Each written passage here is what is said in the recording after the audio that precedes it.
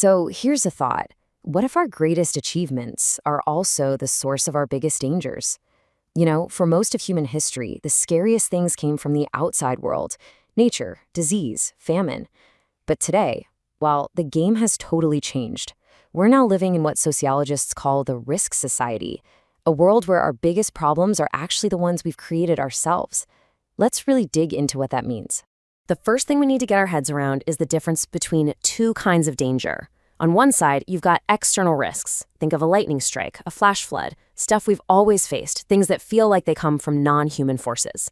But on the other side, we have what are called manufactured risks, things like nuclear fallout, massive scale pollution, or even huge financial meltdowns.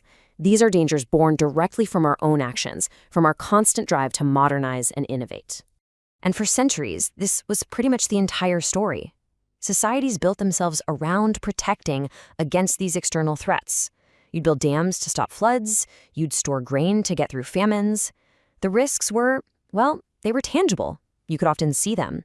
And they just seemed to be a basic, unchangeable part of being human. But then came modernity. And this wasn't just about steam engines and microchips, not at all. Modernization is this deep, powerful process that reshapes everything: our jobs, our lifestyles, our power structures, even how we think about reality itself. It came with this amazing promise to conquer those old external risks. But as it turns out, there was a catch. This timeline really captures a massive turning point. The industrial age was just humming along with this incredible sense of optimism. And then 1986, the Chernobyl disaster. This wasn't a natural catastrophe. It was a man-made one, on a scale that was just terrifying. And get this, in that exact same year, a German sociologist named Ulrich Beck publishes a book called Risikogesellschaft, which translates to Risk Society. The timing was absolutely no coincidence. Beck's central argument was, well, it was radical. He basically said that our modern industrial society had stopped just producing goods with pollution as a nasty side effect.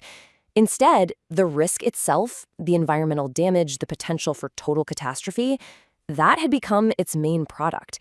It's a really profound and pretty disturbing shift in how you see the world. So this brings us to the core concepts of the risk society.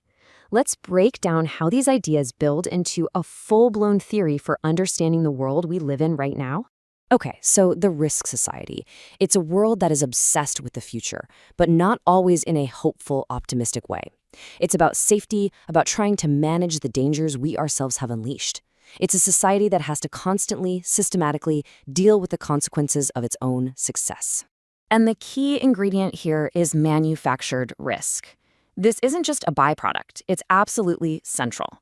The term really emphasizes that human agency, our choices, our actions, is involved at every single step, from creating the risk in the first place to desperately trying to fix it. We are both the problem and, hopefully, the solution.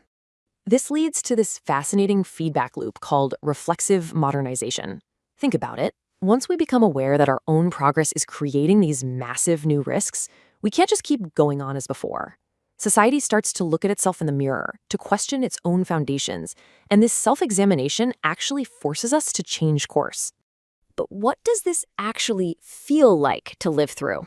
Well, living in a risk society has these profound consequences that just ripple out through every single part of our lives.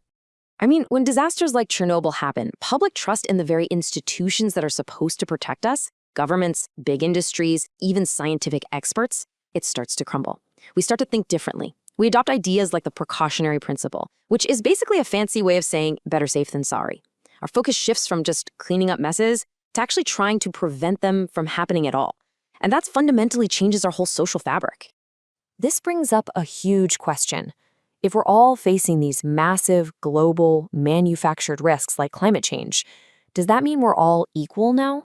To put it another way, is risk the great equalizer? Sociologists are actually pretty divided on this, and the debate is absolutely fascinating. So on one hand, you have Ulrich Beck, who argued for a boomerang effect.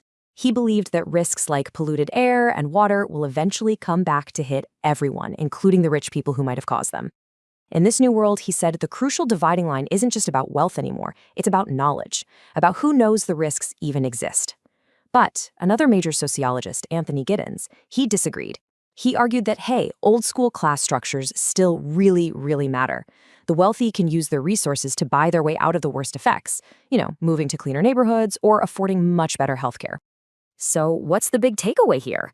The theory of the risk society isn't just some abstract academic concept. No, it's an incredibly powerful lens for understanding our modern world. It tells us that many of our biggest challenges aren't random acts of fate. They are the direct and often totally unforeseen consequences of our own incredible success. And that leaves us with a really critical and maybe a little unsettling final thought. As we push forward with innovations like artificial intelligence, and as we grapple with existing threats like climate change and pandemics, we really have to ask ourselves, what new, unforeseen, manufactured risks are we creating right now for the next generation? And maybe more importantly, are we even aware of them yet?